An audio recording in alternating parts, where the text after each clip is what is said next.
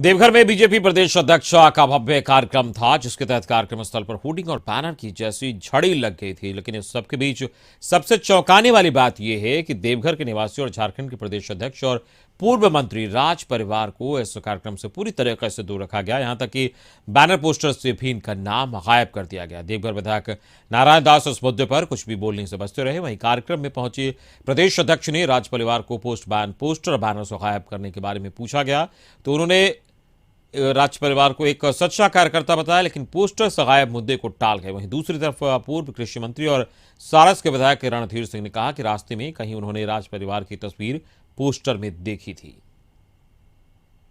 नहीं, ऐसा नहीं है। आप देखेंगे तो आपको पता चलेगा। कई जगह उनका लगा हुआ भी है। चला दिखाया जैसे एक जगह प्रदेश उपाध्यक्ष का नहीं, एक जगह दो जगह का बात नहीं है, क्योंकि तो प्रदेश का निर्देश है और जिला के नेतृत्व में ये कार्यक्रम चल रहा है। हम लोगों को, नगर को सिर्फ दायित्व दिया गया है कि कैसे व्यवस्था को सुव्यवस्थित करके लोगों तक पहुंचा देना। तो हम लोग धरातल पर उतरे हुए। जिलाध्यक्ष का था।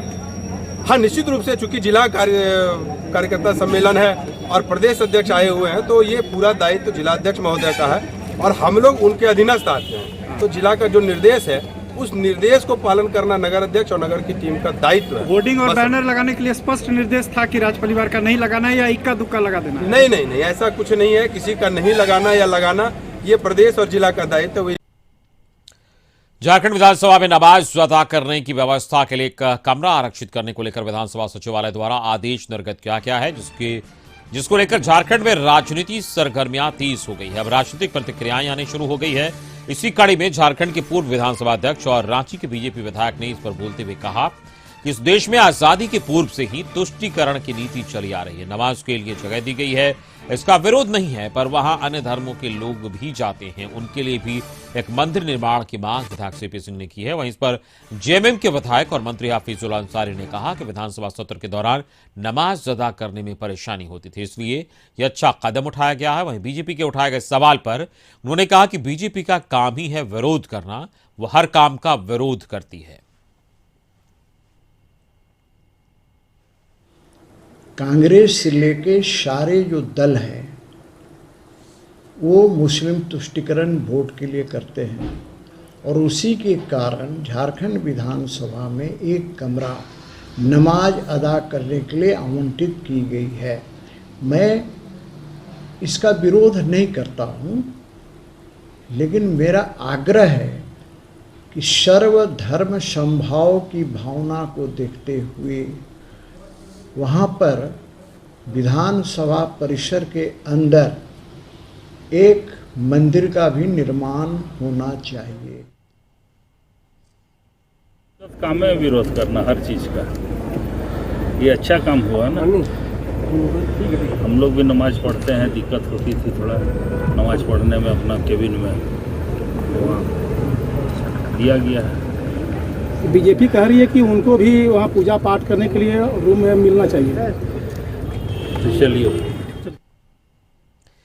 वहीं विधानसभा में नमाज की अदा करने की जगह आवंटित मामले पर जेएमएम ने बीजेपी पर तीखा हमला किया है। जेएमएम के महासचिव सुप्रियो भट्टाचार्य ने कहा कि बीजेपी समाज को बांटने का काम करती है। अगर किसी को प्रार्थना के लिए अलग जगह चाहिए तो वो भी अपनी मांग विधानसभा अध्यक्ष के पास रखे, उन्हें भी कमरा को आवंटित किया जाएगा। कि आपको भी यदि अपनी प्रार्थना के लिए कोई जगह सुनिश्चित करवानी तो इस तरह की ओछी राजनीति ना करें। माननीय अध्यक्ष को कहे विधानसभा में पर्याप्त जगह है जहां एक स्थान आपके लिए भी आरक्षित की जाएगी। नमस्कार, आप देख रहे हैं अपन झारखंड और मैं हूं आपके साथ अमित सिंह। तो सुर्खियों के बाद खबरों की शुरुआत करते हैं। करीब 35 सालों के बाद झारखंड लौटे गुमला के फुचा महली ने सीएम हेमंत सोरेन से मुलाकात की। इस दौरान फुचा महली ने सीएम को धन्यवाद दिया और कहा कि सीएम की कोशिशों के चलते ही वो इतने सालों बाद अपने घर लौट आए। फुचा महली ने कहा कि वह करीब 35 सालों से अनबांट में बंधुआ मजदूर की तरह काम कर रहे थे।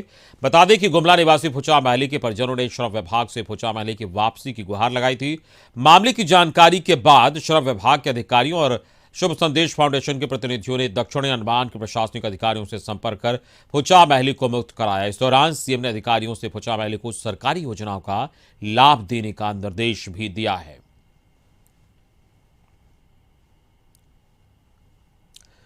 मुख्यमंत्री हेमंत सोरेन के निर्देश पर लगातार मानव तस्करी के शिकार लोगों को मुक्त कराने की सिलसिला जारी है। इसी कड़ी में मुख्यमंत्री की पहल पर आदिवासी बेटी एतबरिया उरांव को सुरक्षित नेपाल से रेस्क्यू कर झारखंड लाया गया। इसी के साथ लोहरदगा के भंटरा प्रखंड की मसमानो गांव निवासी एतबरिया का 12 वर्ष का वनवास समाप्त हुआ। अब वो आजाद अपने घर में रहेगी। दरअसल एतबरिया अब 32 वर्ष की हो गई है।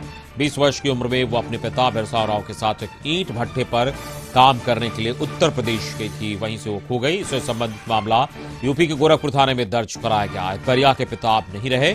गुजरते समय के साथ उसकी मां और परिवार के अन्य सदस्यों ने उसके लौटने की सारी उम्मीदें खो दी थी।